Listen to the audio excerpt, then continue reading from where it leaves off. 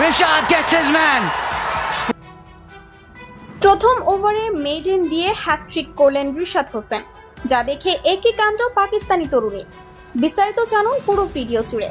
দর্শক, লাহোর কালান্দার্সে 3 ম্যাচে সাকিব আল হাসান সুবিধা করতে পারেননি। বল হাতে নিয়েছেন মাত্র 1 উইকেট। 2 ইনিংসে ব্যাটিংয়ে নেমে দুটিতেই ডাক মেরেছেন বাংলাদেশি ব্যাটার। প্রত্যাশিতভাবে ফাইনালের একাদশে থাকতে পারলেন না তিনি। অন্যদিকে রিশাদ হোসেন দ্বিতীয় কোয়ালিফায়ারে 3 উইকেট নিয়ে দলকে ফাইনালে তুলতে রেখেছেন অবদান। 6 ম্যাচে 12 উইকেট তার। এই লেগ স্পিনারের ওপর আস্থা রেখেছে লাহোর।